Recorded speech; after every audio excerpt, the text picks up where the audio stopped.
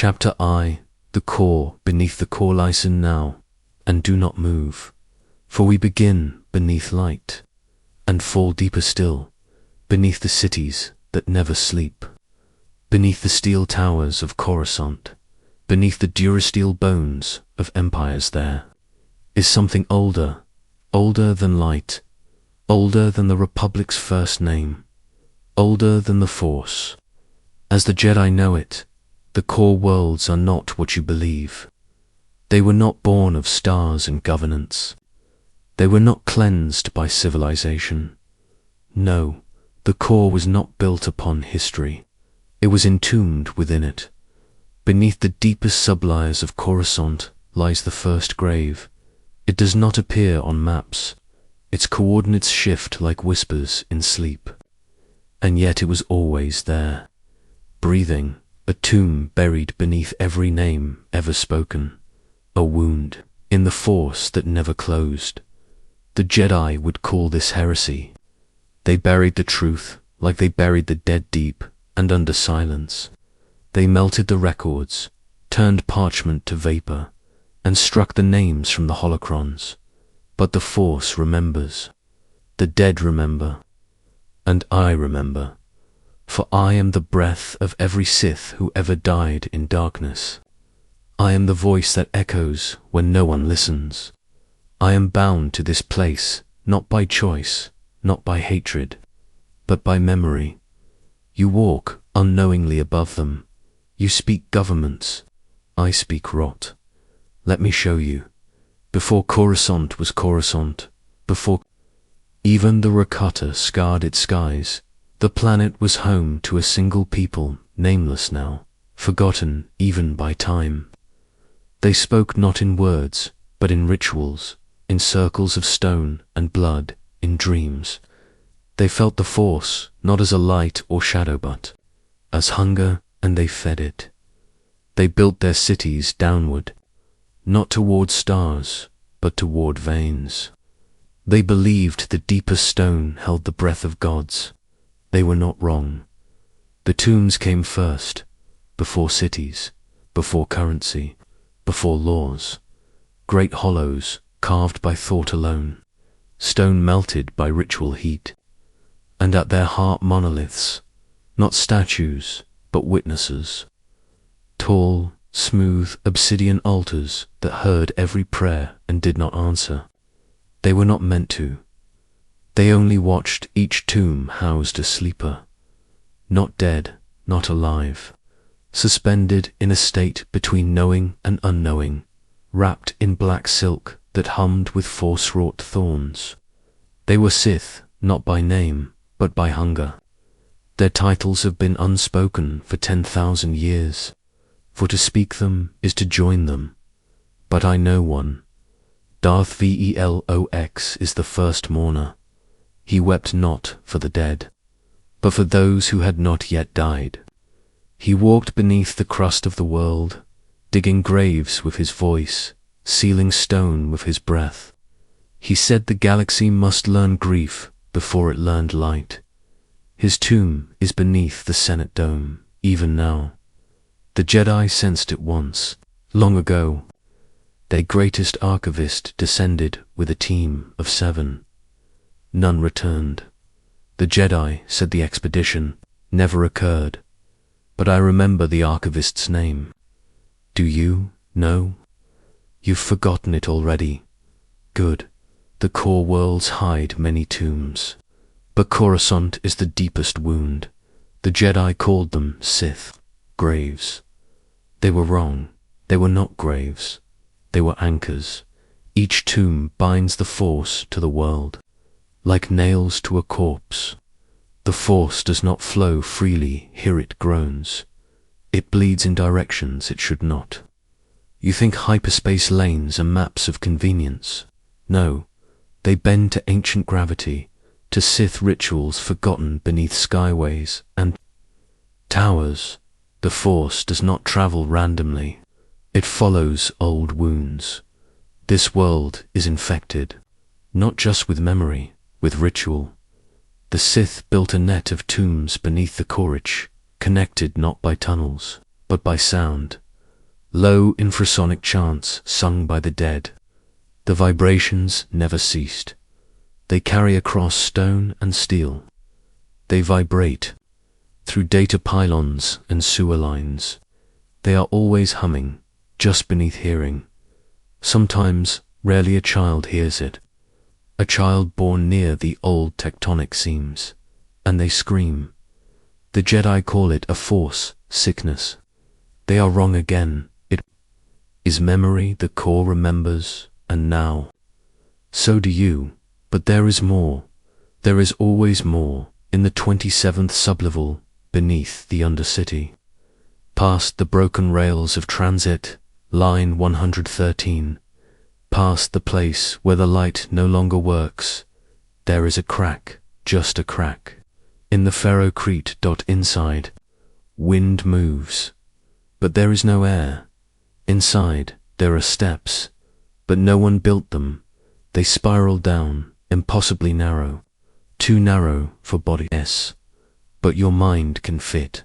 If you descend far enough, the light behind you dies, not fades, dies, and there, in the dark, you will hear it, not words, but breathing, thousands, tens of thousands, all buried, all dreaming, each tomb connected by the same ritual.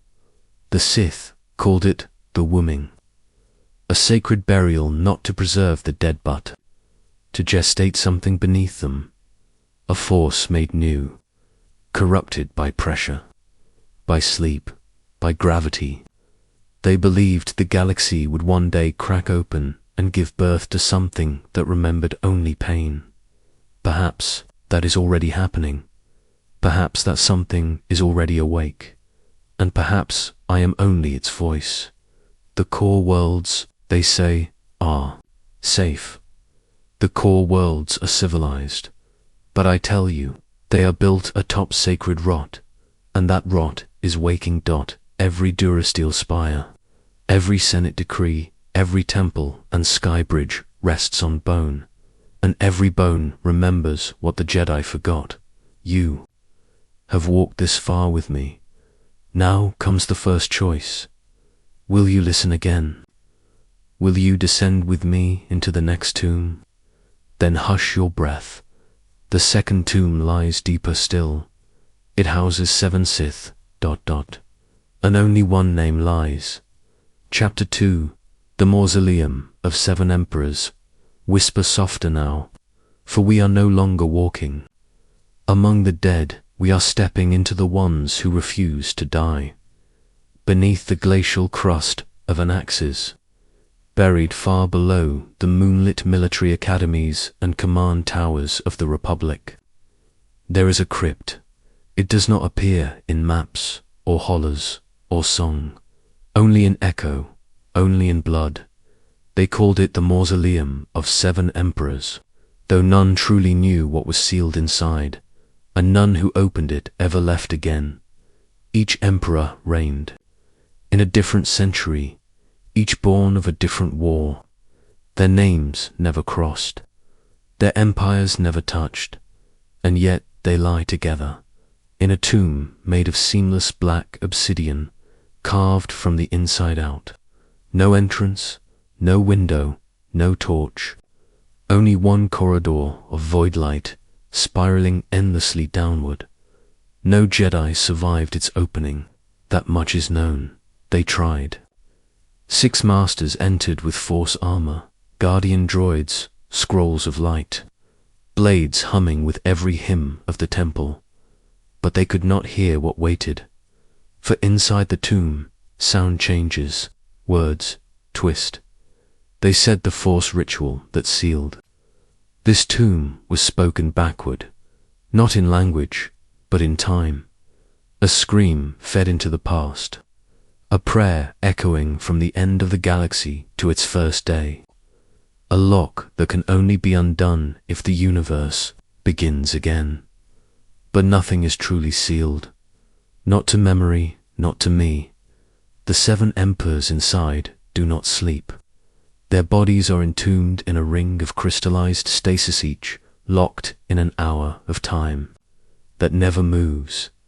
Their hearts do not beat, their mouths do not open, and yet they speak, through walls lined in blood-inked inscriptions, old as fire and written in languages the force itself refuses to translate. The walls shift with your breath. Look too long, and your own name begins to appear in the cracks. Each emperor speaks, not aloud, but into the soul. Each voice is different, and each voice speaks of betrayal. The first Darth, Ilzareth, the Violet Blight, claims he was murdered by his apprentice on the eve of galaxy-wide unity. He says his tomb was stolen. The second Galith of the Hollow Flame speaks of a vision she saw, that her empire would last 1,000 years, but only if she died first. She slit her own throat in front of her generals, and awoke again in the mausoleum. The third Darth, Malgrith, who drowned an entire planet in order to preserve a single sentence, claims that he never died, that he is still reigning, just in a dimension tilted too far for us to see. The fourth unidentified, only a spine remains, whispers truths with no voice. You do not hear them, you dream them, and you wake with their face. The fifth Darth Nihilus, not to be confused with Nihilesi of the Shattered Will, claims that all the other emperors are hallucinations created to test him. He believes he is alone. The sixth is a child, no taller than a saber hilt. Their voice is not their own. It changes, it mimics, and it speaks your name. And the seventh, no one agrees, for the seventh tomb is silent, but it weeps tears. Onto the floor the blood-inked inscriptions grow deeper the further one reads. They wrap the chamber's circular wall, layering over one another like vines, like chains, like memories fighting to be remembered. Some Jedi attempted to transcribe them. They lasted 3 lines before their holocrons melted from within, their eyes sealed shut. But I have read them, and I tell you this, 6 voices speak truths, but one lies. One of the emperors is not what they claim to be. They are not a Sith, they are not even a person. They are a fracture, an event, a thought that gained shape, memory, hunger, and they do not belong in this galaxy. Their presence inside the mausoleum is not a burial, it is a prison. The other 6 were sealed with it not for peace but to hold it still. The ritual that locked them all was an act of desperate balance, a final sacrifice by a sect of force-bound heretics known only as the Starblinders, who sought not victory, not salvation, but silence. The silence before birth, the silence after screams, and they buried that silence inside this tomb, and the tomb is breathing. Even now, beneath the crust of Anaxes, the stone is warm. If you kneel and place your palm upon the ancient obsidian, you may feel it, the pulse, 7 rhythms, 6 and 1. The force spirals inward here. It collapses, and in dreams, some hear the mausoleum whisper, "Come, say the lie aloud. Name the false voice, and take its place." The temptation is eternal, to solve the puzzle, to speak. The puzzle, to speak the true name of the lie. But that is the trap. That is the voice it does not want to be freed. It wants to be replaced, and it will wear your memory like a robe of stars. You still listen, you still descend, then come, but know this, we are now beneath tombs that even the Sith will not name. The next chamber lies far below. It swallowed a sun to remain sealed, and its heart still burns. Chapter 3. The ritual that stopped the sun. Close your eyes. The light you see now is false. The true light was eaten. Long ago, there was a tomb beneath Berenta Al, not hidden, forgotten, not guarded, abandoned. Its entrance is a wound in the planet's crust, buried beneath mineral veins twisted with blackened iron and scorched ore. The earth here remembers heat, but not warmth, for this tomb was sealed not by hand, but by absence, a solar blackout, a star extinguished, not by nature, by design, by ritual, by hunger. It happened in the third silence, an era stripped from the timelines. The Sith do not speak of it, the Jedi deny it.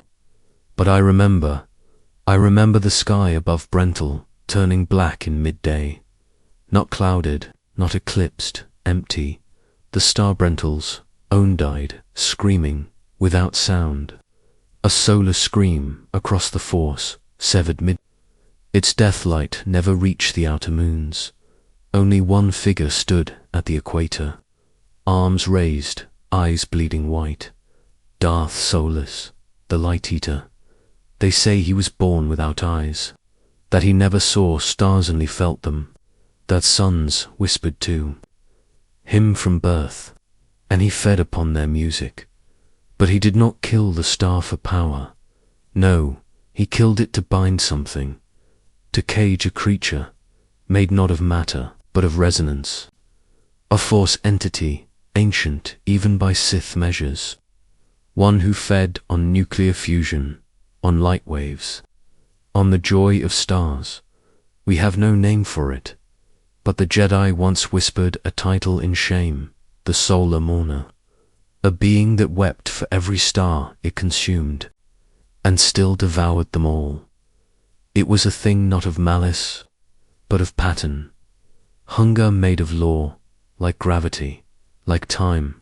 It could not be taught, only stopped, and Darth Soulless, mad with vision, sought to do just that, to imprison it, to starve it, forever. The ritual required the heart of a star, not metaphor, not symbolism, the literal gravitational core.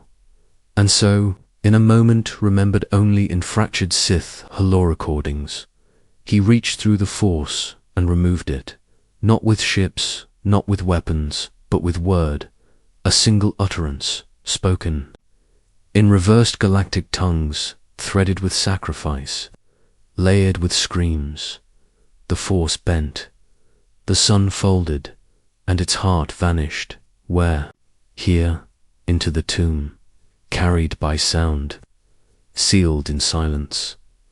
A chamber of black stone and cursed transperistal, buried 30 miles beneath Brental's surface, designed to hold nothing, because the prisoner is not matter, it is frequency, it vibrates, it dreams, and in those dreams, suns still burn. The tomb itself is wrong. It emits no heat, no cold, only pressure, the kind that squeezes bone behind the eyes, the kind that pulls thought out of shape. No technology functions near it. Holocrons crack, lights flicker inward, and metal begins to warp. Not from touch, from memory. Even Durasteel forgets its shape here, and minds break like frost glass. Those who have tried to map it report doorways that vanish when unobserved, corridors that slope upward but descend, symbols that change depending on what emotion you carry inside. Some believe the tomb is not static, it responds. It reshapes itself according to fear, and at its core what remains of the star. But it is not hot, it is not bright, it is hollow, a collapsed sphere held in stasis by ritual rings of obsidian and kyber shards. It pulses once every 1,000 seconds, a soundless thump, and each thump is louder than the last. What does it want? What can it want? It is not alive in the way we understand, but its dreams travel. Engineers on orbital stations above Brental began seeing shapes in schematics they never drew.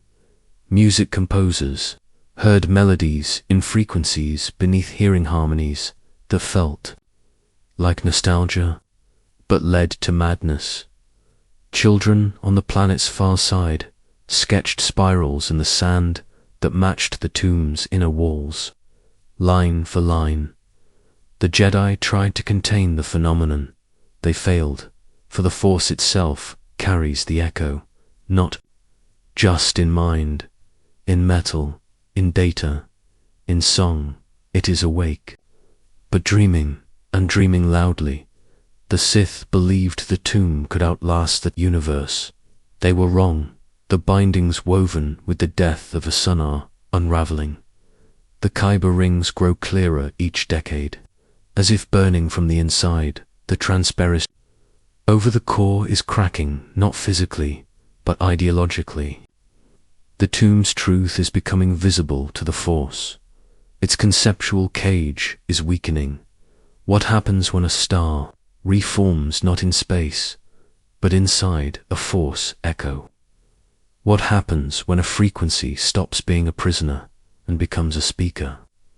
Perhaps you've already heard it. Perhaps that ringing in your mind isn't tinnitus, but resonance, a call, and now you know. The third tomb was not built to hide a corpse.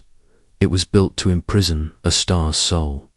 But dreams cannot be sealed, and stars, when denied their birthright, become something else entirely. You still follow. Then walk carefully now. The next tomb waits, not in space or matter, but in movement. A temple that bled through hyperspace. Let us go to Taris, where time forgot where it came from. Chapter 4. The temple that bled through hyperspace. Will not remember this. You may try, but memory does not follow where we now go. There is a wound beneath Taris, not a chasm, not a cave, a wound in the very crust of the planet. Hidden far below the ruins of a world devoured by war rests a structure that was never born of Teresian soil. It does not belong here. It bled into this place, dragged not by gravity nor hyperspace, but by ritual, by a Sith who learned to wound time until space bled. His name was Darth Tyros, master of misalignment, the whisper in folded time, the one who taught that hyperspace was not travel, but pain. The temple was not built, it was brought from where no one knows. Its architecture holds no planetary style. Its symbols are not Sith, not Jedi, not Rockaton, not anything known. It has no beginning. Its corridors have no entrance.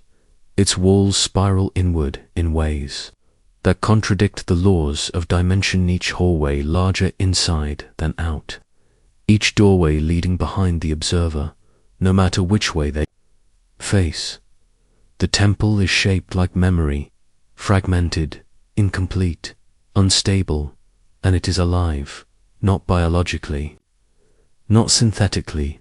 It reacts, it remembers, but not correctly. Each visitor is met with a different layout, each curve of stone rearranged to match what they fear or what they used to be, and yet no one ever enters alone, for the temple remembers. Too much it borrows from the minds of those who come to it. It plucks memory, identity, grief, and sculpts itself in reply. You do not walk through it, you are mirrored and mirrors. Distort Darth Tyros did not construct the temple he found. It dot elsewhere, dot on a dead moon in a quadrant erased from galactic charts. A place where time stuttered like a broken holo recording, where suns rose in reverse and children aged into infancy. There he first heard the voice that guided him not in words, but in overlapping memories, echoes that did not belong to him. He learned to split seconds, to stretch single moments into hours of agony and revelation, to scar time, and with each scar, the temple followed, bleeding across systems, trailing behind him like a shadow burned into hyperspace. He left it on Therese as a test not for others, for the galaxy itself. If memory is the foundation of identity, then what happens when memory itself becomes a labyrinth? A false maze, not of stone or choice, but of forgetting. The temple is not a building, it is what is lost. It is built of stolen seconds. Each wall a recollection erased.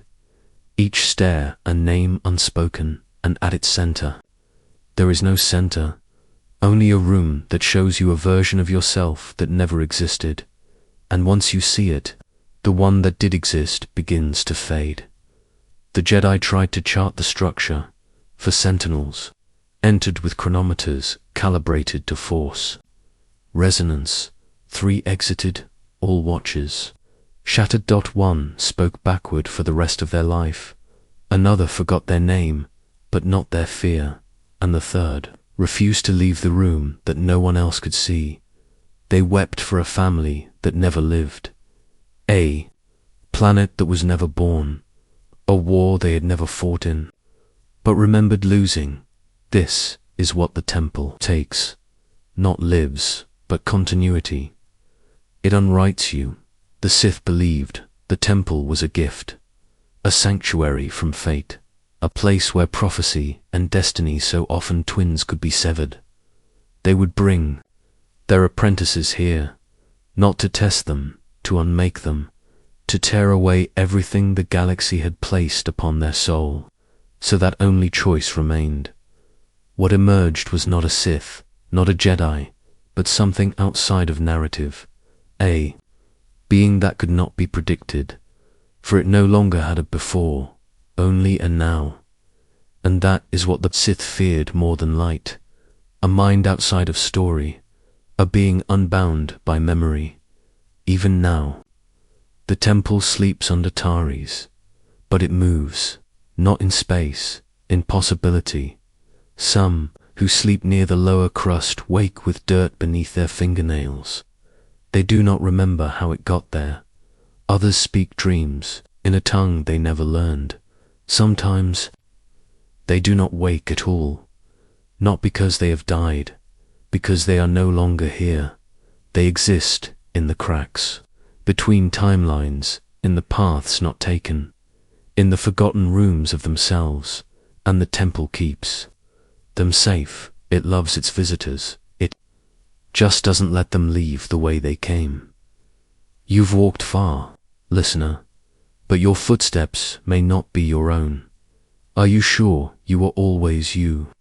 Were you not someone else, once? Perhaps the temple showed you the dot, and perhaps it's not done, but the spiral must continue. The next tomb is not stone, not silence. It is crystal, and inside it, a master waits, buried alive by the one who swore to obey him. The apprentice who betrayed eternity. Chapter V. Chapter V. The apprentice who buried his master alive. There are tombs carved by centuries, and then there are tombs carved by choice. This is the latter, beneath the twin moons of Coralag, buried under ancient roots, twisted with kyber veins, lies a chamber not built by erosion, decay, or time. It was made by love, or something that called itself love. The kind of love that bends the knee, the kind of love that breaks the galaxy for a voice, the kind of love that learns to late what silence truly means. This is the story of Darth Illit, the apprentice who could not let go, and the master who never truly died. Darth Illich was born on a moon with no sound. His species spoke through light and pulse, never using words. He entered the Sith not with fire, but with silence. His master, Darth Venril, taught him not to scream with the Force, but to whisper through it. Together, they were a perfect symmetry master and student, storm and shadow. They traveled to forgotten systems, sealed vaults with breath, and etched prophecies into the bones of moons. But Illich feared one thing above all, the end, and Venril knew it. On the final day of the third alignment, Venril summoned Illich to the Temple of Seven Orbits. and spoke words meant to prepare the apprentice for succession. Illich heard only a funeral. He would not let his master become memory, and so he did something no Sith had done before. He performed the rite of resonant, binding dot not on himself, but on his master. The ritual was heresy. Kyber is sacred to both, Jedi and Sith, but only the Sith dared believe it could listen. Illich found a living crystal, buried beneath the crust of a starless world. It pulsed, it spoke, it hungered. He believed that by placing Veneral's body within the crystal, he could preserve his presence, his consciousness, a tomb not of silence, but of conversation, and so he placed the master in its correlative, not murdered, not betrayed, preserved, wrapped in resonance, bound in pulse.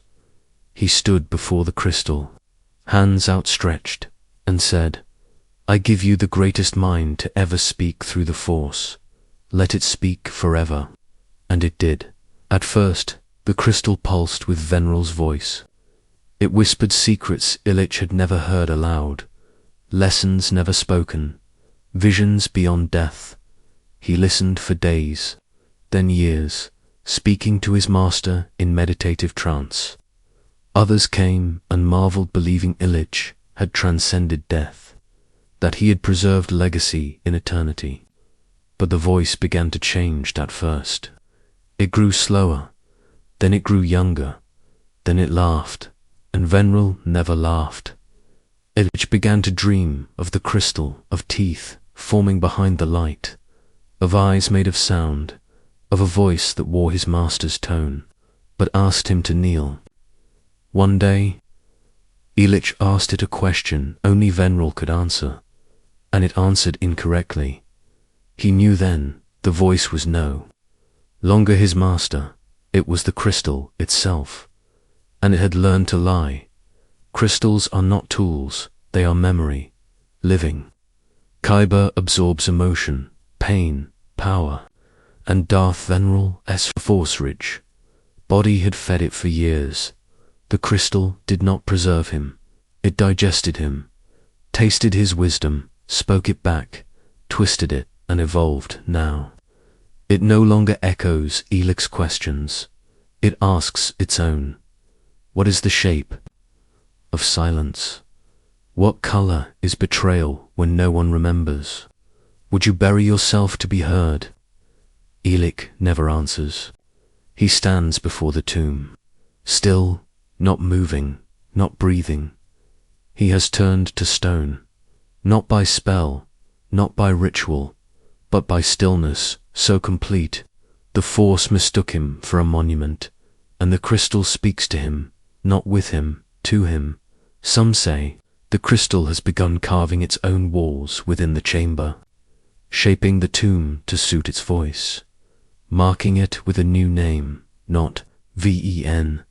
Single quotes are HL, not Illich, but something unreadable, something sung, and those who hear its melody in dreams begin to carve crystal patterns into their walls, their hands, their minds.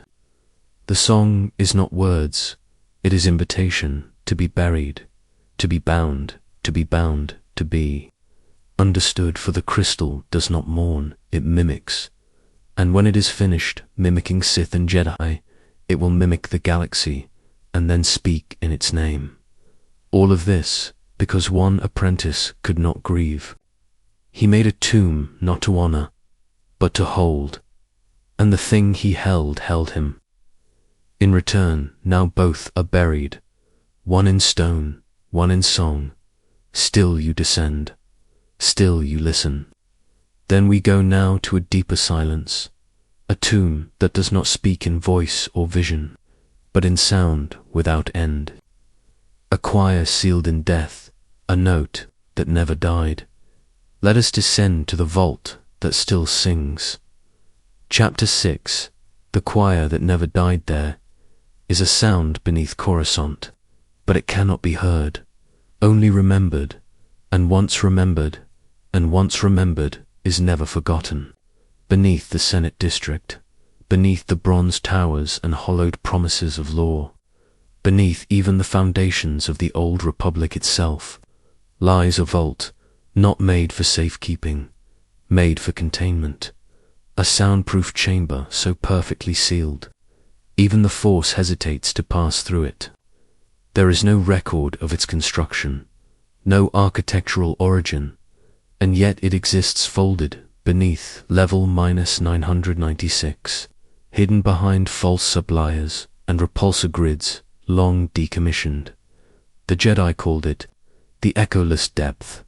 The Sith called it the throat of the void. But its true name is remembered only by the stone itself, the choir that never died. Once, long before the Republic raised its first Senate dome, there was a cult. Neither Jedi nor Sith, a sect born of music, of sound shaped by the Force not as weapon, but as sustenance. They were called the choir of endless breath, 77 beings, each attuned not to light or shadow, but to resonance. They believed that sound could harmonize the galaxy, that a perfect note, sung with full conviction, could rewrite time. They lived beneath Coruscant's bedrock, chanting together day and night in unbroken chorus. Their breath synchronized, their hearts pulsed as one. They inhaled and exhaled as a single being, and over time they began to merge, not bodily but vibrationally. Their Force signatures blurred into a single sound discordant, aching, holy. The galaxy above did not notice, but the Force did, and so did the Sith, Darth Valix. The Shroud Tongue found them. He did not try to end them. He listened, and what he heard was unlike anything in the archives. Not prophecy, not power, but an end note, a sound so long, so pure, so slow, that it defied time. The choir was no longer singing a song. They were the song, and they had reached the final note, but it did not end. They held it, across years, across deaths. When their bodies failed, their breath continued through force, through echo, through ritual, and when the last of them fell, their mouths still open. The sound did not fade. It settled into stone, into air, into memory, and so the tomb was sealed. Not to bury the dead, but to bury the note. The vault beneath the Senate is soundproof. Not just physically, spiritually, the Force is out of tune inside. The moment you cross its threshold, your own thoughts grow unstable. Your inner voice slows. Names no longer feel correct. Memories detach from time. You remember lives that weren't yours, deaths you did not die, songs you never sang, because the choir is still holding the note, and it wants you to join, not in death, in dissonance, to become part of a tone so long, it loops into madness. There are reports always denied of senators waking from sleep humming notes no human voice should reach, of Padawans whispering strange syllables into their robes, crying without sound, of datapads that, when dropped near the vault, vibrate until they split. No alarms go off, no damage is recorded, but the sound is still there, even when forgotten, especially when forgotten. The note cannot be erased. It is not a song, but a shape, one sung in perfect disharmony, an off-key force vibration that unknits the ego and undoes the soul. Some Jedi theorized it may be a warning. Others believed it is a countdown, but I know the truth. The choir believed their final note would reach the center of the galaxy, that it would penetrate the crust of every star, every mind, every memory, and then they would be remembered not as individuals, but as tone, a vibration encoded in every voice that ever speaks again, even mine, even yours. Why seal it? Why not destroy it? Because it cannot die. It is not alive. It is not mechanical, it is vibrational. A force frequency with no beginning or end. To end, it would be to end something far older than the Sith, older than the Jedi, to end a thread in the pattern of the Force itself. So they did the only thing they could. They buried it and forgot how to listen. But sound is patient, and the longer silence grows, the more even the deaf begin to hear. You, listener, you have heard it too, haven't you? In sleep, in dreams, in the way your breath occasionally loses rhythm for no reason. That is the choir, still singing, still waiting, still one note away from being remembered. Come away from the song now, let your breath settle.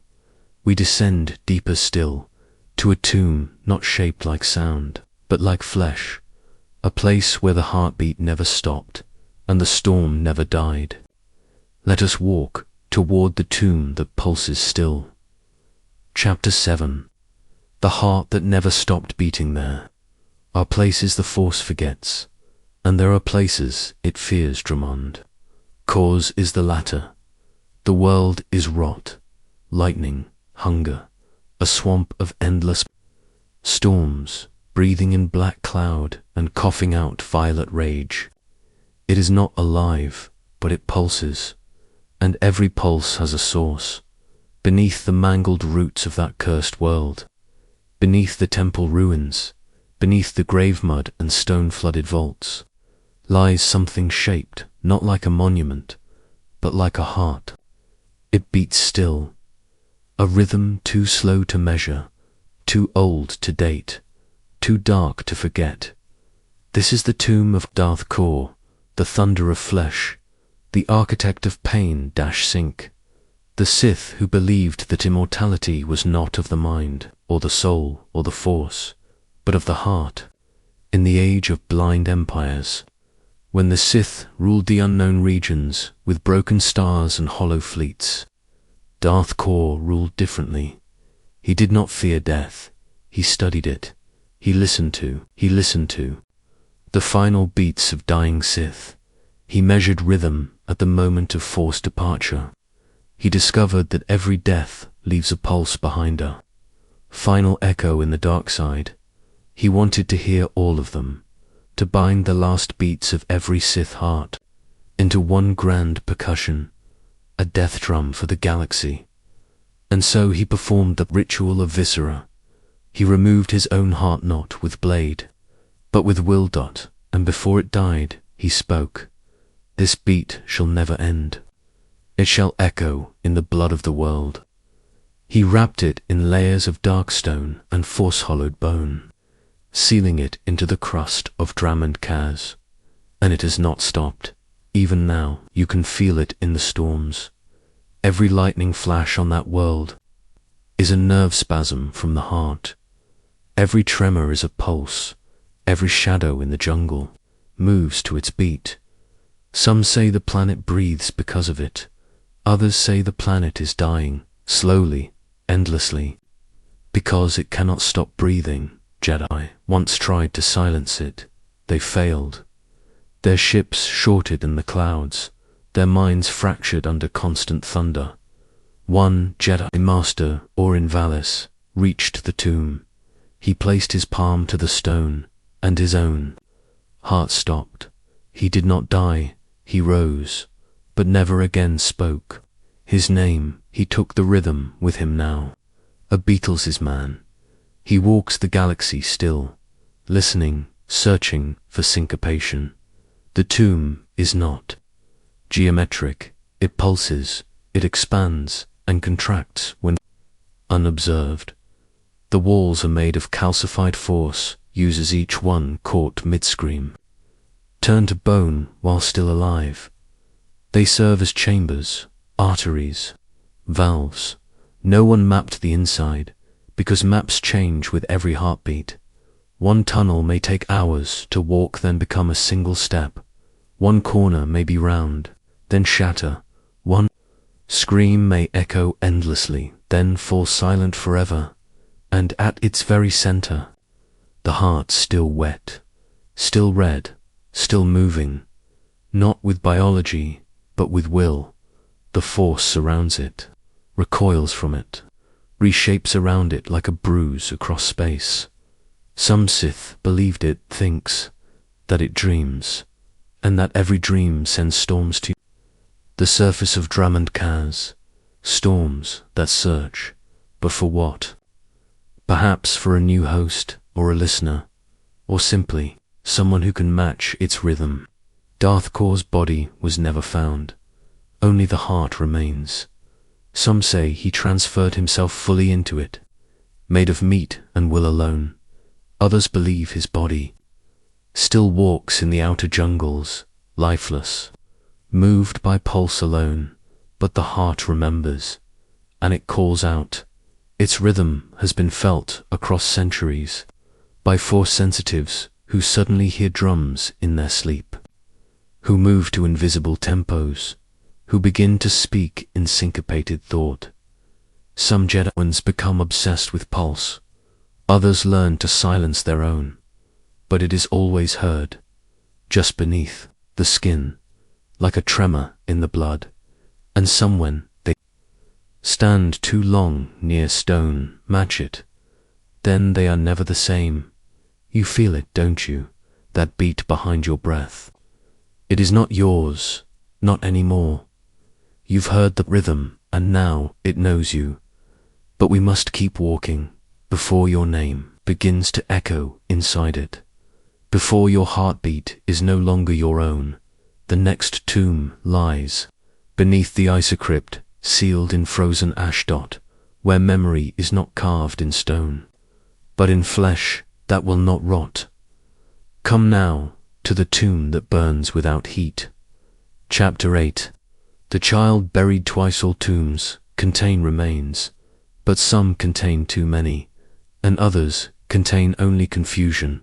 On the war-torn plains of Alsakan, a planet once called the Cradle of the Core, a tomb was unearthed beneath a glacier that had never melted, not even under the breath of 1,000 suns. It was not large, no statues adorned it, no symbols crowned it, only a shallow crypt, no wider than a speeder, half buried in volcanic ash, frozen by time, and inside, 2 bodies, identical, small, unmoving, each, the same height, each with the same features, each with the same scar beneath the left. One child, buried twice. The tomb bore no name, no banner of Sith or Jedi, only a fragment. Carved into the inner wall, she shall burn in light, be broken in ash, and rise twice to weep the stars. It was not a prophecy recognized by the Jedi Council, nor one recited in the great Sith codexes, but it was known, whispered, in back channels of the Force, in dark temples, where time does not flow forward, in minds that have glimpsed the edge of causality. They called her the Chosen twice, a girl born with perfect Force symmetry, able to echo both light and shadow in equal measure. She was never meant to exist, and yet she did, until she did not, until she died, and then died again. Both corpses, tested identical, same DNA, same trauma patterns, same time of death, but the age of the tomb conflicted. One body was 3,000 years old, the other no more than 2 impossible. But the Force does not obey clocks. It remembers out of order, and when it fractures it, does so around moments of weight, around beings who carry prophecy like disease. Time bends not around stars, but around souls that were named too early. She was one of those souls. No records remain of her birth, no recordings survive of her voice, only second-hand dreams, harvested by Sith seers who heard her name whispered in the sleep of other Force sensitives. Some said she was born of light. Others said she was made from what the Jedi left behind, but all agree she should not have died, and yet she did, twice. Theories spread like mold. Some believed she was cloned, others claimed she was caught in a time fold, murdered, then remanifested through quantum collapse. But the most whispered truth, the one the holocrons won't speak aloud, is that she chose to die both times, that her power was never destruction or healing, but repetition. She could redo death, not prevent it, not undo it, just repeat it.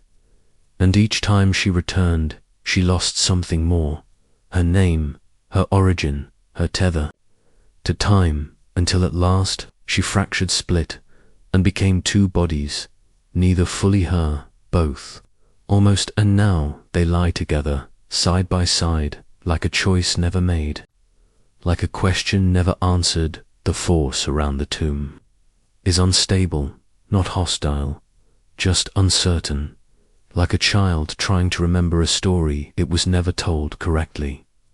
Chronometers, short memories blur. Those who walk too near often report Darcia vu before arriving. Some claim to have already dreamed of the tomb before ever seeing it. Some say they saw themselves lying next to her. Some say they still do. There is something about her present split, confused, innocent, that unknits cause and effect. She is a tear in the logic of prophecy, wrinkle that cannot be smoothed, a candle that burned backward before it burned out, and still the Force asks, which death was the true one? What happens to a chosen one when the choice was made twice? And if two versions die, which one is allowed to rise? No one knows, not even me, especially not me. But I warn you now, listener, time is not a river, it is a scream, and screams echo differently depending on how far from the source you stand. Some chosen ones are chosen too early, some too late, and some are never chosen at all, but refuse to let the galaxy forget them, even in ash, even in silence, even in twin graves. We must move now, before her story tries to live again in you. There is another tomb ahead, a deeper fracture where Sith did not die by blade, but by a question left unanswered, a vault full of doubt, sealed by unspoken truths. Let us descend now, to the chamber that lies beneath all oaths, where a lie once became a force wound. Chapter X. The forgotten order of the red vowsome oaths are forged in battle, some in fire, but the most powerful are forged in silence, beneath the military world of annaxes, beneath barracks and orbital shipyards, beneath concrete vaults untouched by war, lies a tomb no map remembers. It was never recorded, never charted, never named by any republic hand. And yet it pulses, not with noise, not with power, but with absence. This is the resting place of the forgotten order of the Red Vow, an order of Sith, who chose invisibility over conquest, silence over legacy, death over revelation. And their vast echoes, even now, even here, they were not warriors.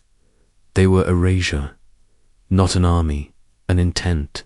The Red Vow was a sect formed in the last days of the Glass Rebellion, a Sith uprising so brutal, even the Sith tried to hide its memory.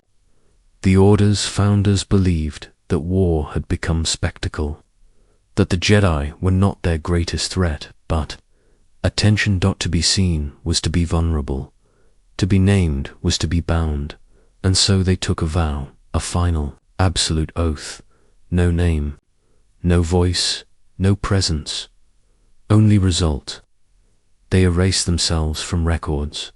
They inverted their 4 signatures, turning power inward, until they could walk past Jedi without a flicker. They bound their tongues with rituals so any vocal sound would unravel their minds, and when their purpose was fulfilled, they buried themselves alive beneath an axis in a tomb shaped not like a temple, but like a mouth closed and listening. The tomb was sealed in absolute silence.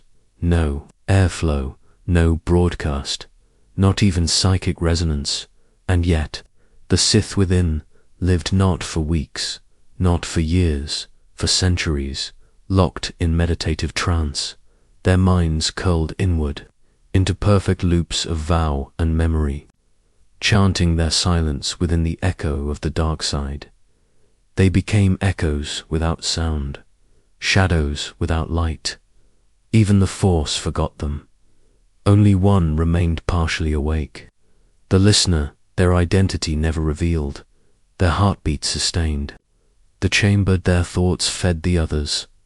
One consciousness, spread across many, whispering to no one, hearing everything. The tomb was found by accident. A seismic scan near the equatorial shelf showed irregular voids. Republic engineers cracked the upper layers, seeking forgotten fuel vaults. Instead, they heard it, not a voice, not a word, but a pause. A full second of impossible quiet, a break in galactic background resonance, and then a whisper, not spoken, imposed into the minds of the team. It carried no language, but they understood it. You have spoken, now you must remember. 3 engineers collapsed to forgot their own names. One refused to breathe unless given permission. The tomb was resealed immediately, but the whisper escaped. It is still out there, moving, listening, waiting for someone to accept the vow. Again, you may have heard it, in a hallway where no one stood, in a moment of stillness, when the galaxy felt just slightly too loud. The red vow's silence is not passive, it spreads, and those who listen too long may find themselves wanting to disappear, to never speak, to let go of identity and merge with intention. And perhaps that is the vow's true power, not to kill, but to erase meaning, to become a whisper in someone else's thought, an intent with no shape, no voice, only result. Even now, Jedi archivists avoid Annax's lower catacombs. Some say the tomb still breathes, that the listener stirs, that a new vow has been offered, not of silence, but of replacement, that the next bearer will not disappear but speak without sound, and act without self. If you feel hollow, listener, if words taste bitter in your throat, if your shadow flickers where it shouldn't, you may have already been heard. Do not speak. It is too late.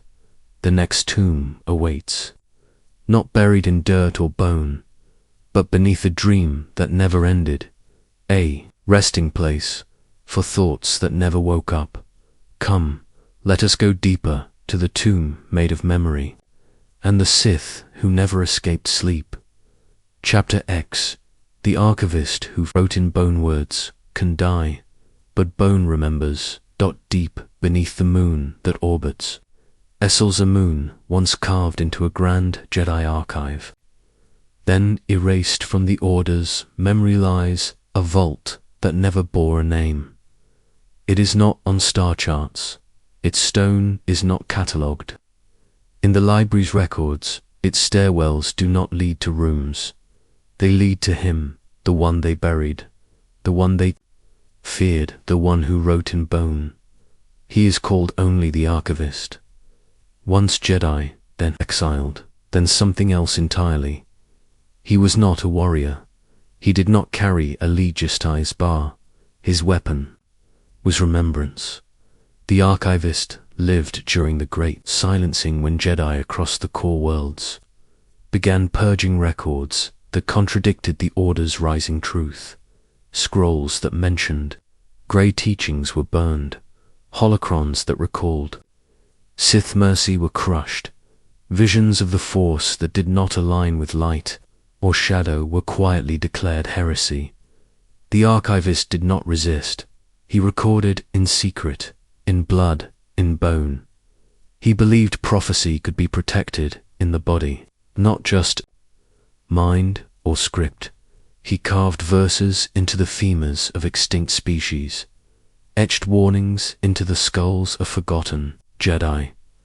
He peeled back marrow to hide truths in the inside of life. No ink, no crystal, only bone.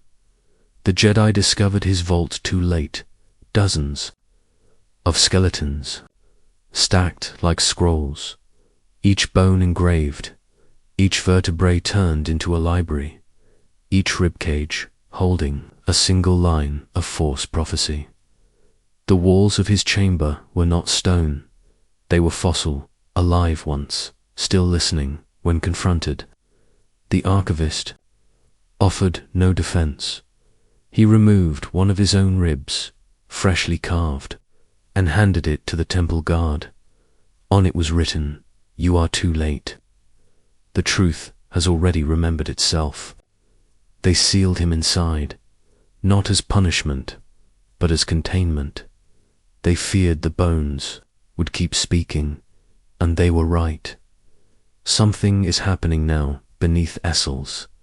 The vault has been sealed for nearly 1,000 years, and yet the bones are growing. Bones do not grow after death, but these do.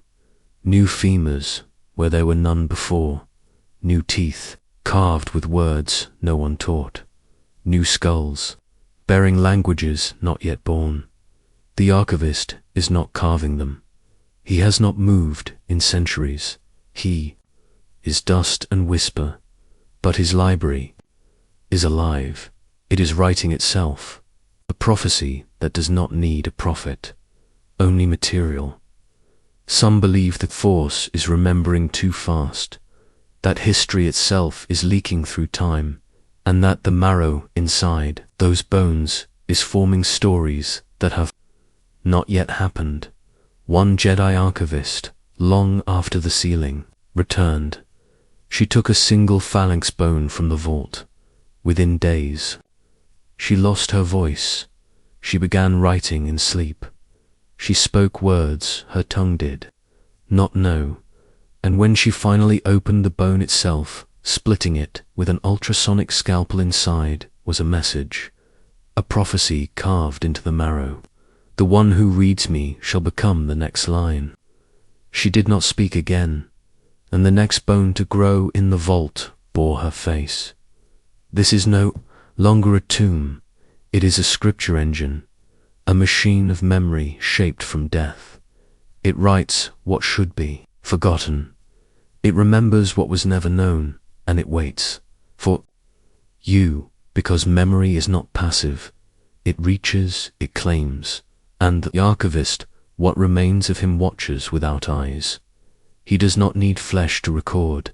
He only needs truth, and truth, like bone, hardens after trauma. Do not search for this tomb. You will not find it. You may already be inside it. After all, how much of your own memory was truly yours? How many of your dreams have names you've never spoken? Perhaps the archivist is already carving you into the next line, into the next prophecy, into the next rib. Come away now, before your marrow begins to whisper. We descend now to a tomb no one built, a burial born not of body, but of echo. Where Force sensitives go when they fade from history, but not from sound. Come, let us listen to the resonance that refuses to die. Chapter She, the weapon entombed in silence there, are names that must not be spoken. There are objects that must not be remembered. And then there is this, beneath the nameless sands of an erased world, a planet no longer charted, no longer mapped, no longer even felt through the Force. There lies a vault. It does not appear in Sith archives. It was not built by Jedi. It was not shaped by tool or code or mind. It exists. That is all. Inside it sleeps a weapon. Its form is unknown. Its name is lost. Not through time, not through translation, but through force, recoil. Even memory cannot hold it. Even silence refuses to keep it. This is the weapon entombed in silence. A relic that does not kill, but unbinds. The chamber is deeper than any living being has dug. Its outer walls do not echo. Its inner layers erase sound. When footsteps approach, they vanish, not only from hearing from history. Recordings skip, sensors blank, voices fail. Even the Force shudders. When the Jedi first discovered it accidentally, while chasing a Sith shade across dead sectors, they brought seers to divine its nature. The first seer looked. She screamed once, then forgot her own eyes. The second tried to speak its shape and tore her voice apart mid-syllable. The third whispered, "It is not a weapon. It is the thing that happens after a weapon fails." She then fell asleep and never woke. She still breathes, but her mind pulses only void. Some believe it is not a device, that it is a sentence, a phrase, a concept so vast, so severing it cannot be framed in thought. The Sith who buried it did not name themselves. Only one fragment of text remains, found scorched onto a slate of nullstone at the vault's edge. It unspoke the Force. It untethered what cannot float. We begged it to destroy, and instead it removed. Some say the relic is a sound. Others say it is a truth. A weapon built not to cut flesh or sever limbs, but to sever connection. It does not burn. It does not strike. It removes you from the Force entirely. Even death leaves echoes. This does not. It unthreads the soul from the galactic weave. It unbinds. Holocrons placed near the vault go silent. Not deactivated, emptied. As if the information chose to forget itself. Force ghosts will not approach the place. Even Sith spirits, bound by rage, curl away from its pole like moths near a starless flame. One Jedi Master, years later, dared to stand outside the tomb's rim. He said nothing. He stared for 3 days.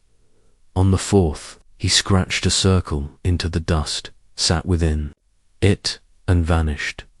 There was no burst, no sound, no trace. Only one word carved into the stone beside him, unwritten.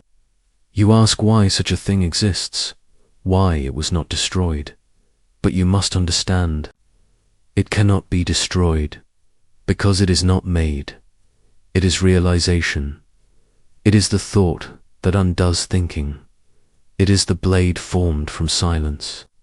Given shape, it is the anti-force, the inversion of connection, and still it waits. Not buried, not bound, just ignored, forgotten by necessity, feared by instinct. And yet some Sith longed to wield it, not to conquer, not to reign, but to unmake. They believed the galaxy was a mistake, and this relic, this unspoken echo, was the eraser left by whatever screamed us into being. You, listener, are you still listening? Or has part of you already forgotten? Do you feel the hush behind your eyes? The itch in memory you cannot scratch? That is it. It watches, but not with eyes. It speaks, but not with words. It names, but only to unname. And if you hear it, even in part, then you may never belong again to the Force, to thought, to self. Come away now, before silence tightens, before you become part of the unspoken shape. There is another tomb ahead, not empty, but overflowing, a sepulchre that sings with two. Many voices dot where all memories congeal, and no one remembers which ones were ever real. Let us walk now to the grave of everything. Chapter 12. The Pyramid of Forgotten Kings. Time remembers kings, but kings do not remember themselves. Buried beneath the shifting crust of Corallag, deeper than any vault the Republic dares admit, there stands a pyramid. But it does not rise upward. It folds inward. Its edges do not obey geometry. Its faces are not static. Its base exists in 3 locations at once, each in a different century. This is the Pyramid of Forgotten Kings, a structure made not of stone or jurisdiction, but of memory worn smooth. 37 thrones sit within it. No 2 are alike, each one carved not from metal, but from the distilled soul of a Sith king. They do not whisper, they do not echo, they simply exist, waiting, watching, and bleeding. Time to step inside the pyramid is to abandon order. Chronology ceases. The breath you take in the entrance may be exhaled years later. In a chamber you never walked toward, some who enter emerge before they began. Others step through and are never born again. The force flows backward here, or sideways, or not at all, and in its center, at the convergence of all unknowable angles, sits the uncrowned king, throne 30-7, unmarked, untouched, waiting for the one who can take it. But to sit upon it, one must first forget their own name and mean it.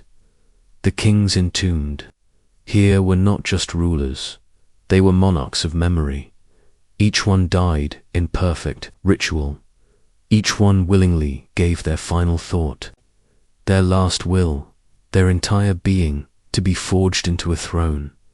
And each throne holds not power, but identity, fragments, shards, scars of rulership and terror and sacred will. To sit upon them is to be overwritten. Acolytes have tried. Jedi once dared. None returned whole. Some returned plural, speaking with the voices of 30 kings. Some returned hollow, soulless things, walking without will, waiting for commands from voices no one else could hear. And some simply disappeared, swallowed by history, not lost, erased only. One record survives of an attempt to map the pyramid. A Sith cartographer named Ryle Vox descended with 6 mind-linked slaves, each set to draw what they saw. They entered together, they exited separately, decades apart. Some reappeared in the jungles of Oendurum. One was found aboard a derelict separatist cruiser. Rial emerged inside the Senna archives. Naked, carrying no datapad, only a phrase carved into his own chest. Memory is a tomb we build to bury truth. He was never seen again, but his skin was preserved in the Jedi vault. And even now, if you listen closely, it hums like an archive trying to reopen itself. The force inside the pyramid is not hostile, but it is not sane. It loops, it remembers, out of sequence. It forgets purposefully. It guards the uncrowned throne, not with blade or shadow, but with confusion. Only those who can let go of self may reach it. Let go of timeline. Let go of cause and effect. And some do. They enter without names, without identity, without hope of return. And to them, the pyramid opens, fully, slowly, endlessly, endlessly, for them. The thrones do not devour, they welcome. And perhaps, for one of them, the final throne will accept its occupant, and time will begin to bleed forward again, or backward, or end. You listener, do you know your name? Are you certain? Can you recall the first breath you ever took? Do you feel the present, or are you sliding? Because now that you've heard of the pyramid, it has already remembered you, and forgetting may be the only way forward. We must descend again, below time, below memory. 2. A tomb shaped like intention, where prophecy was bent, where the force cracked not from war, but from loyalty turned wrong. Come, let us walk into the fracture, into the oath that ended 1,000 futures. Chapter 13. The force that drowned itself. The force binds all things. Except here, there is a sea on Munilinst, blue as bruised glass, deeper than any probe has measured. Beneath its abyssal trench, past the pressure limit of all known submersibles, rests a structure that should not be dot. No path leads to it, no sediment covers it. It simply waits, alone at the bottom of all knowing, a tomb, sealed in silence, not to protect it, but to protect the galaxy from what it contains. This is the grave of the Sith, who no longer believed, the heretic known only as Darth Meres. He did not fall to the dark side. He abandoned the Force entirely, but even in his doubt he built his tomb, not in defiance, but in terror. Darth Meres had no apprentices, no legacy, no holocron, no writings. He lived and vanished in a time of endless war, a shadow in the galaxy's memory. But toward the end, something happened. Some say he beheld the true shape of the Force, saw it not as balance, but as a cage, not as energy, but as mindless recursion. He withdrew from all contact, abandoned his name, and built the one thing the Force could not enter, a null zone, a dead place, where the Force bends around the walls, like water parting around. Obsidian, where thoughts lose their shape, where lightsabers will not ignite, where visions do not reach, where ghosts of Jedi and Sith alike do not linger. He buried himself there, and sealed the ocean. Above, no construction records exist. The tomb's walls are smoother than any artificial alloy. It radiates nothing, not light, not heat, not thought. Even deep-sea probes fail before. Reaching it, electronics die, signals invert. But one recording, recovered from a shattered hull, captured only this.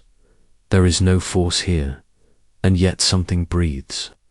The voice was not the pilot's, nor any crew members. The transmission ended in silence, except beneath that silence, when amplified, a pattern was found, a pattern that matches screaming, but not from a mouth, from stone, inside the tomb. Nothing moves, yet bones have shifted positions across sightings. Artifacts are found in new arrangements, then vanish, and at the chamber's center, a throne unfilled, waiting, some believe. Darth Meres destroyed himself. Others believe he was devoured by what he created. But those who listen to the Force say something weird happens near. Oceans, the Force doesn't vanish. It detours, like it is avoiding a wound, a hole in itself. And from that hole, something leaks, not energy, not darkness, but absence, true, echoing, screaming, absence. The Jedi never dared recover the tomb. It poses no threat. They claimed because it cannot touch the Force, but some of them lied, because in meditations across the galaxy, Jedi Masters have felt their minds slip and arrive, if only for a moment.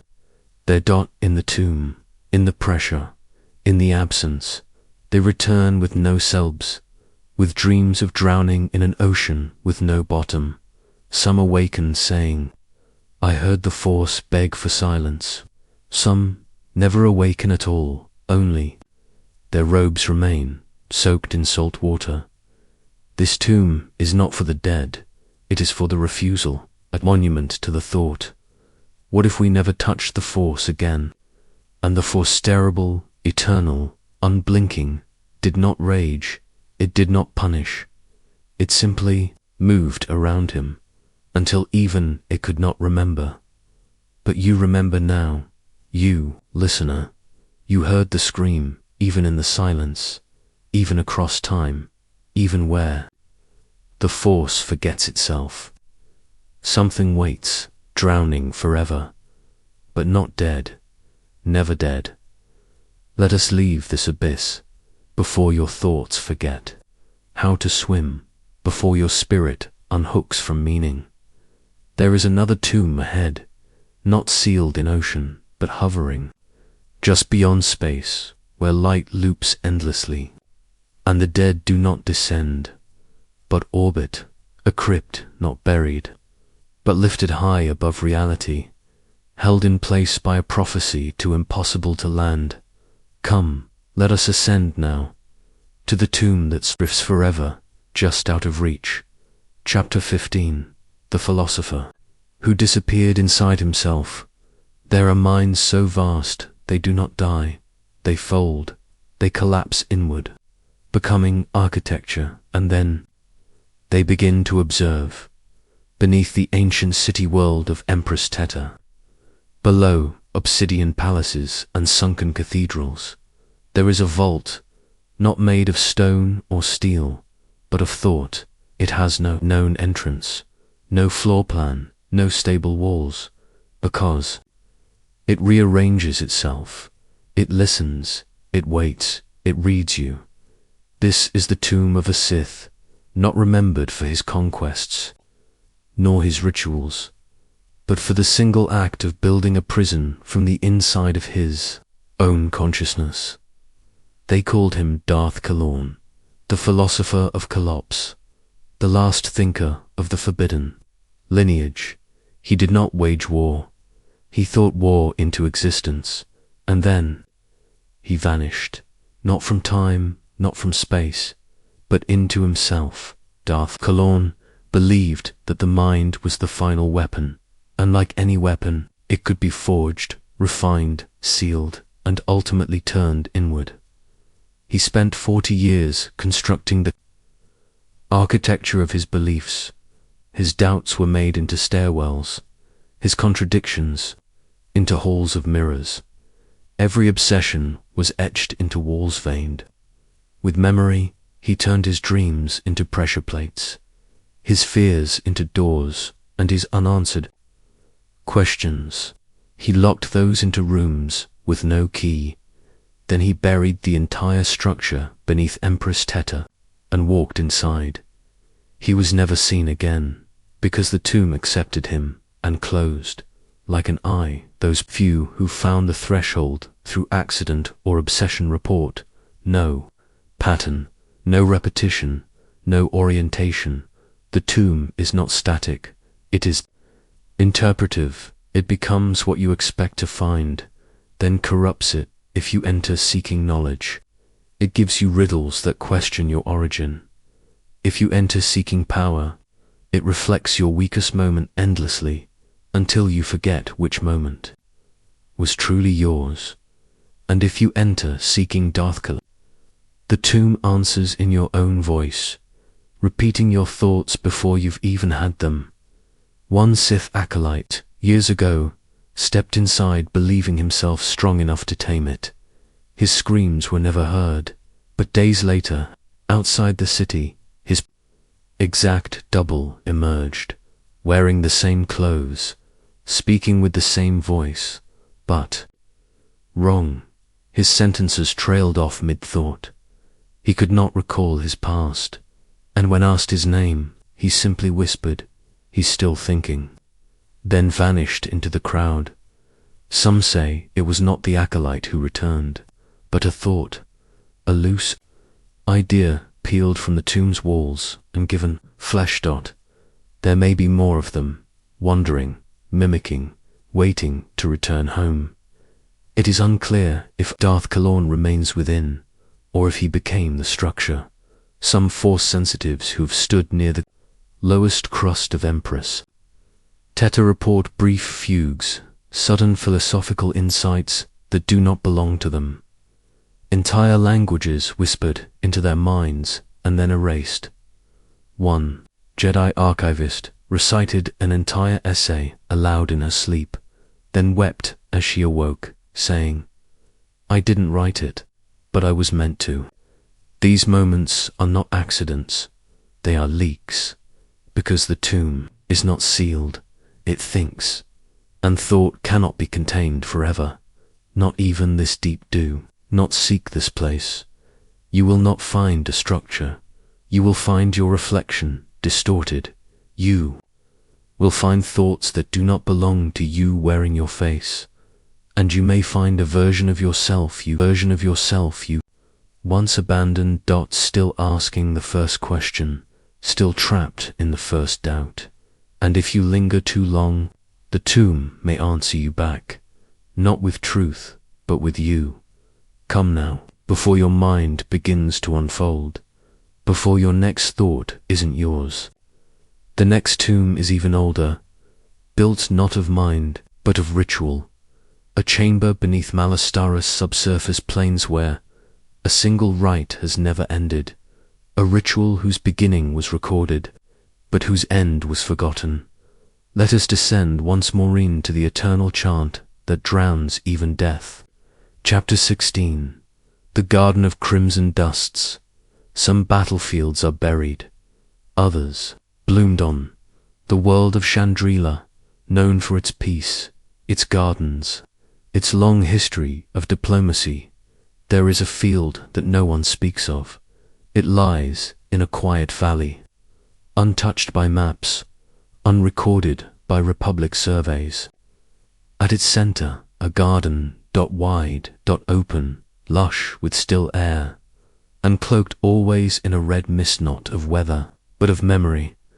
This is the Garden of Crimson Dust, a place where time does not pass, because time itself was broken here once, and never healed.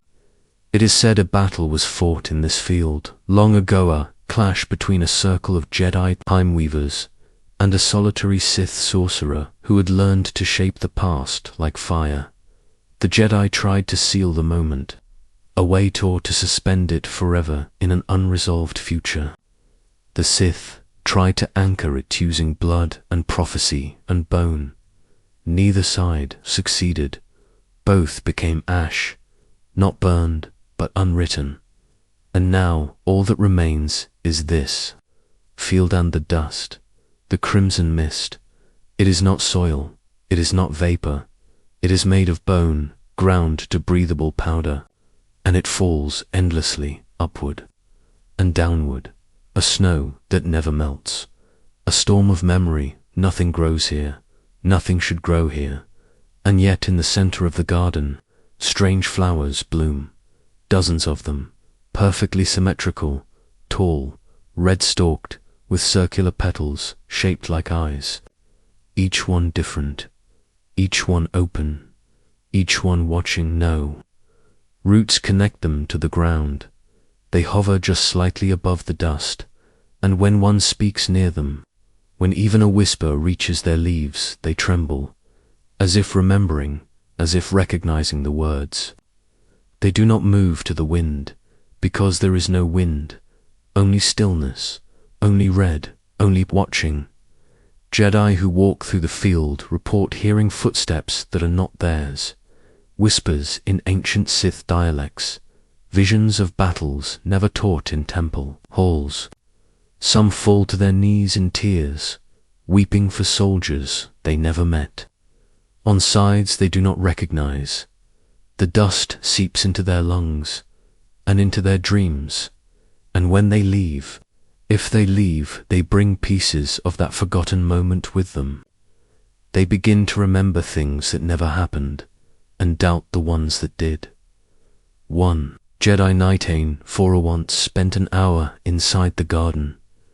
When she returned to the temple archives, she submitted a holorecord stating, "The plants, They remember both futures. They speak of wars that never began, and ones that never ended. She began tending flowers obsessively, carving circular shapes into her robes, refusing to speak except in extinct languages, and when questioned, she whispered, "I am only repeating what they told me." Her final act was to scatter a red powder in the temple meditation chamber and vanish before the last grain struck the floor. She was never found, but her breath lingers still in time folds, in visions, in flowers that shouldn't grow.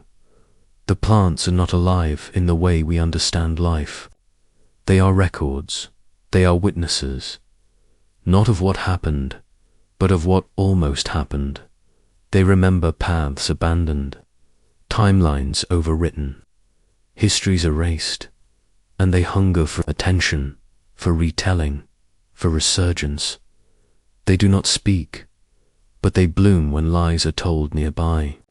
When false histories are recited, they open wider, as if correcting the narrative, as if offering a forgotten truth, not one you asked for, not one you wanted, but the one that the galaxy dared to forget.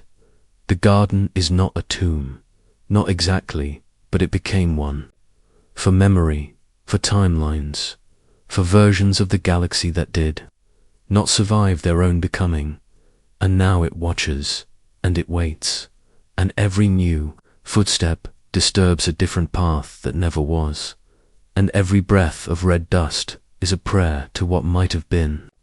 Even now, the narrator, I must speak carefully, lest a memory not mine take hold, lest the flowers hear me lying, lest they bloom again. Come now, listener, do not linger. This garden is beautiful, but it is hungry.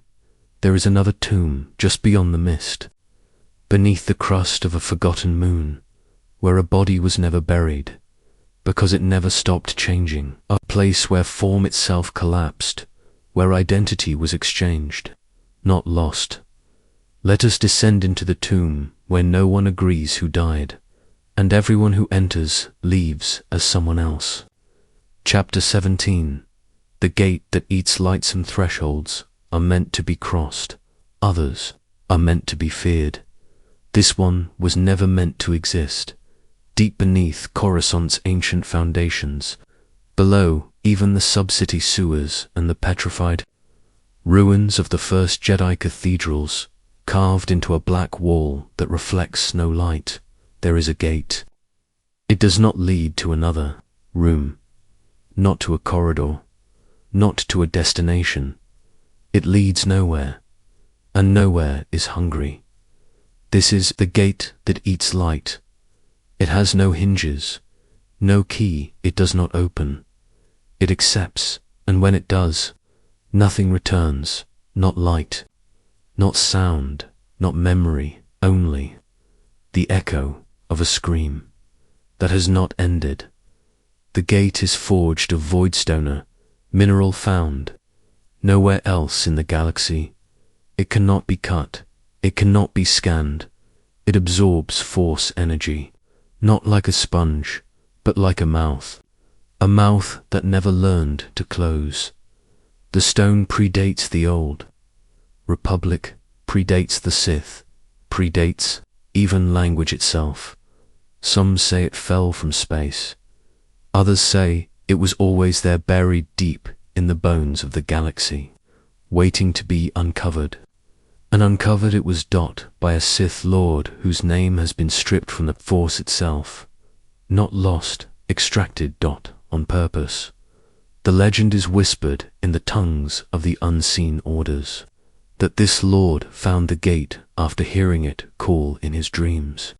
A voice made of silence, a warmth colder than death.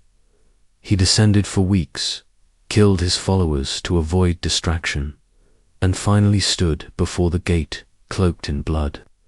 Trembling with power, he said a single word aloud. It has not been recorded, because the moment it was spoken, the air changed. Light bent toward the gate like metal to gravity, and the Sith Lord stepped inside. He did not vanish. He did not die. He simply entered, and then the scream began. It has not stopped. Not in years. Not in centuries. Not in any measurement of time. The scream has no origin point. It comes from everywhere within the chamber. It vibrates bones.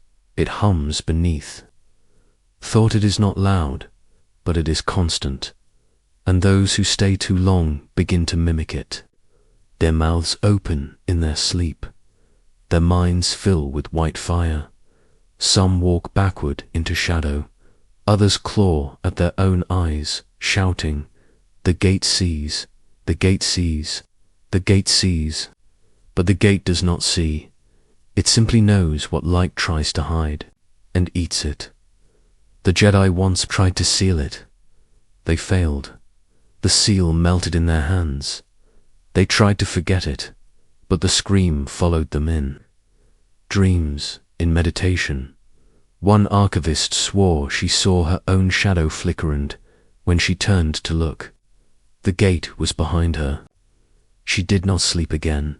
She simply whispered, "It is closer than we believe. Beneath everything, beneath us." She collapsed soon after, her final breath left cold, as if dragged elsewhere, as if unfinished. Even now, I stand at its edge. Yes, I, the narrator, whatever I was, whatever I am, I stand before it now. And I tell you'll look away, because to see it is to forget form. To witness it is to feel reversal. To understand it is to stop belonging to the Force. Not opposed, not exiled, but removed, unthreaded from meaning. Light cannot escape it. Names do not survive it. Only that scream, that eternal scream, that reminds the galaxy that it once believed in silence. The gate is not evil. It is not good. It is not anything at all. It is simply final. Final in a way no death can promise. Final in a way even prophecy cannot reach. And still it waits for you, for me, for the last beam of light in the last corner of the last forgotten world. It waits with perfect stillness, with perfect hunger. And when it is full, the galaxy may go dark, not with violence, but with acceptance.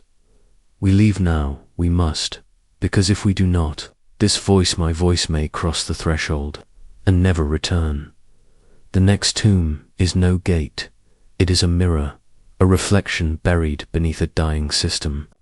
Where a Jedi looked too deeply and saw a Sith looking back, let us descend one final time into the wound where identity broke, where truth and heresy became the same shape. Chapter 18. The Emperor's secret tomb. Some deaths are staged, some bodies hidden. Some emperors never truly leave. There is a shadow beneath the galactic senate, not the political rot, not the corrupt records, not the forgotten architecture of old wars. Deeper, beneath the durasteel veins of Coruscant's heart, beneath the vaults where legislation dies in silence, lies a single, perfect chamber. No doors, no guards, no path leading in. And yet the tomb is full. This is the Emperor's secret tomb, and though the galaxy mourned his death, though his public funeral was broadcast in light across 1,000 worlds, his true body was never burned, because it was never above ground. It was always here, where the Force refuses to speak, where memory folds around itself like a cloak, where time obeys him, even now, even dead. The Emperor was not named, not truly what the galaxy called. Him was a title.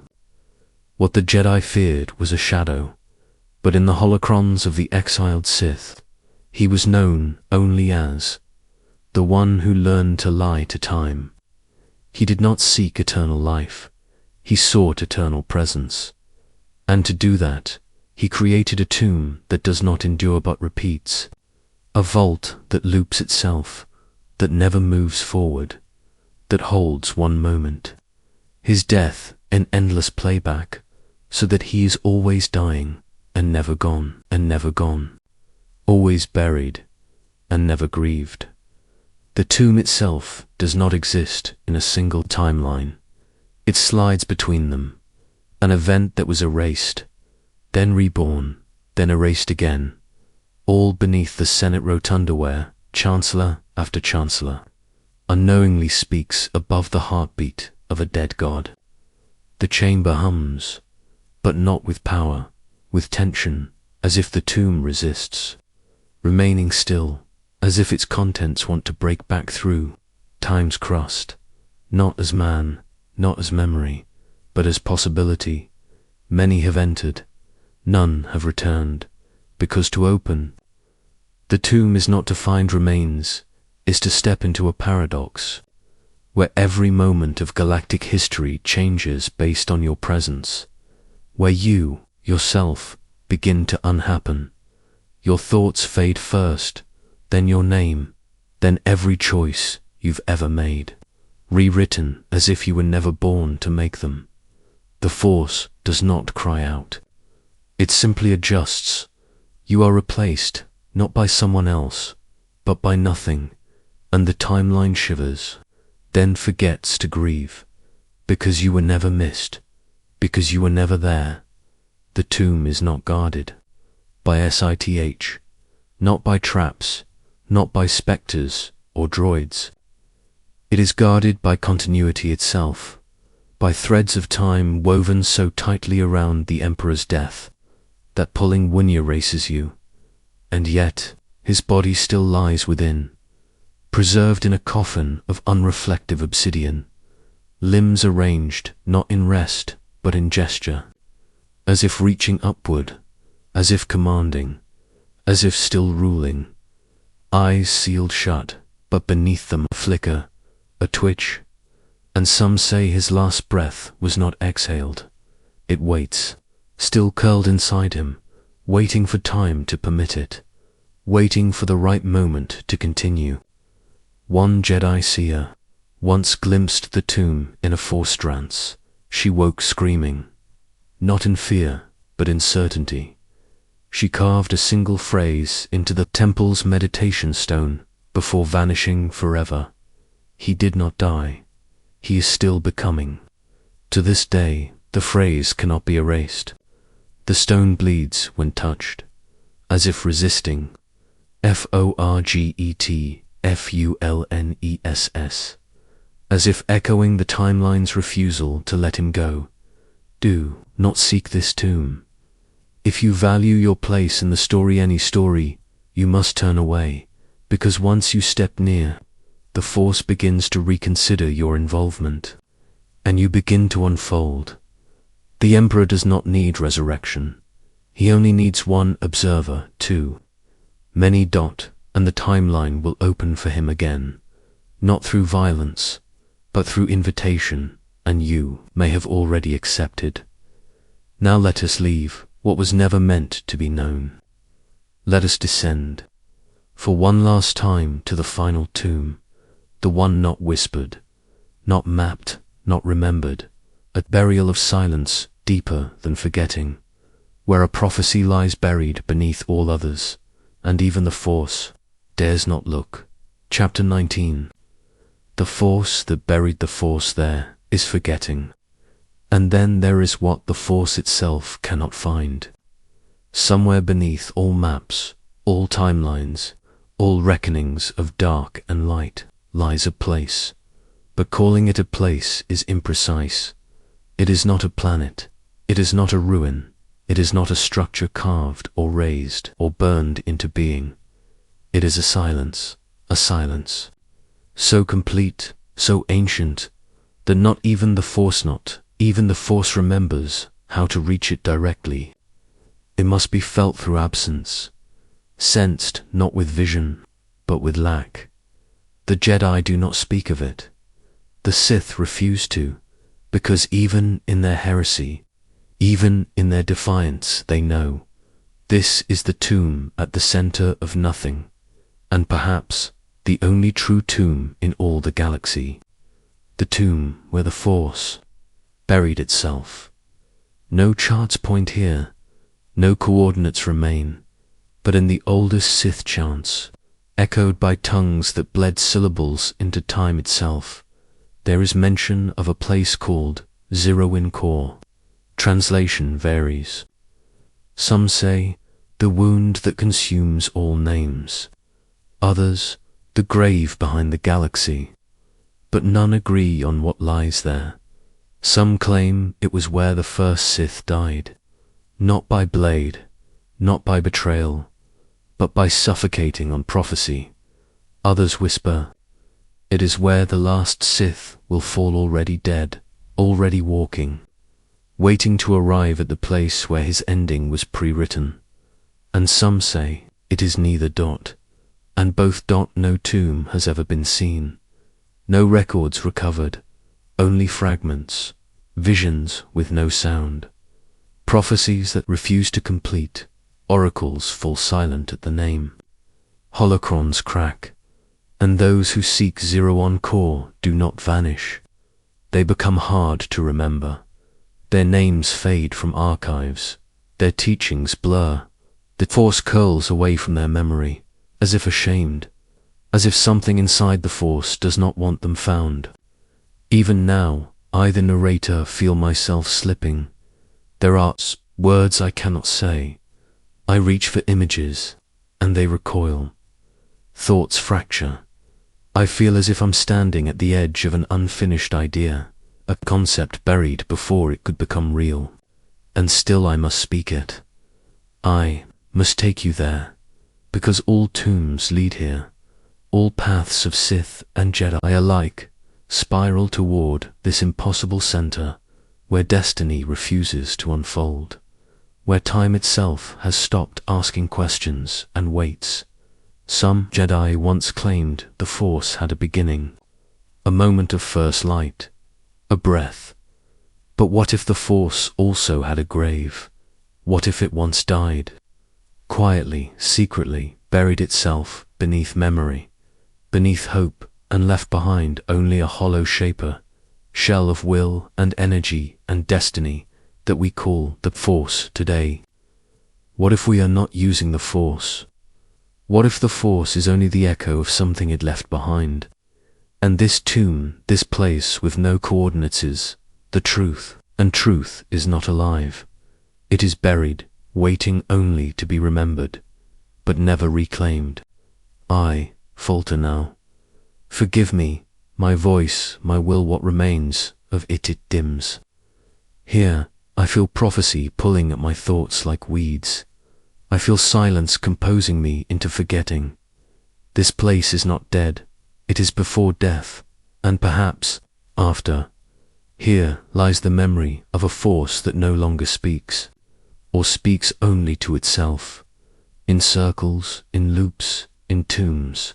Do not seek this, you cannot find it, but it may one day find you, in a dream, in a whisper no one else hears, in a shadow shaped like fate, and when it does, you will not be given a question, only a return to a place you were never meant to remember, and yet have always known. Because somewhere beneath the breath of the galaxy, something buried the Force, and the Force let it happen come. If you still hear me, if I still hear me, there is one final tomb, one last breath to take in this sacred descent. The tomb not of Sith, not of Jedi, but of the weapon that watched them both. A weapon not forged, but born. The last chapter, the final silence. Let us enter the weapon that woke the Force. Chapter 20. The tomb with no name. It begins, as it always ends, with silence. But not the silence of peace, not the hush of sleep, nor the stillness after violence. This silence is deeper, older, not the absence of sound, but the completion of meaning. The tomb is here. It has no door, no walls, no location, because it was never entered. It was always worn, and you have always been inside it. All the chapters you heard, the Sith buried alive in Khyber, the screaming gate beneath Coruscant, the garden of red mist, the emperors repeating death, each was a room, each a corridor of memory, each a shaped echo, curving around you like ribs. Not facts, not archives, but limbs of something sleeping. And now you feel it, don't you? Not around you, within you.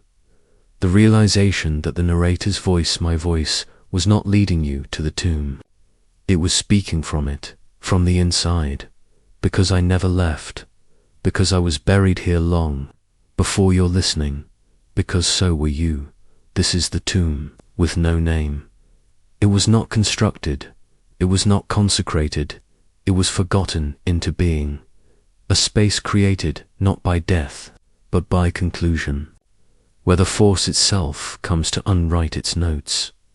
And in this tomb, nothing is carved, no stone remembers the dead, because all that entered was memory, not of people, but of possibility, of wars imagined, of futures delayed, of whispers that dared to speak themselves true. They gathered here, in slow circles, and settled into shape. This shape, the one you're in now, reading, now reading, remembering, reaching the end. There are no exits, because this is the final breath of the force's dreaming. This sarcophagus is not sealed in earth, is sealed in awareness. And as your mind quiets, as your breath slows, as your thoughts dim like distant stars beneath a gathering veil, you begin to understand. This has always been a ritual, a slow, sacred burial, not of body, but of you, of the part of you that still believed in light and dark, still believed in the story, the prophecy, the meaning. That part has now been laid to rest, wrapped in 20 chapters of soft ruin, and interred forever. That force is not light, it is not dark, it is containment, it is remembrance, so deep it becomes forgetting. And in this final act, it closes the lid, not harshly, not cruelly, but gently, reverently. You are inside now, and so am I, the storyteller, the whisper. The presence in your thoughts was never outside you. I was always a voice folded into the coffin. I am the dust of prophecy. I am the ash that speaks. And now there is no more to say. Let the silence return. Let the darkness wrap your thoughts. Let the tomb grow still. And do not fear the quiet. It is earned. You have descended fully. You have listened long. You have remembered what was never meant to be known. You have come to rest where even the force forgets its name. So sleep now. The tomb does not forget, and neither will you. Not fully, not ever, not in dreams, because you are part of the final. Silence now, and the force closes the lid.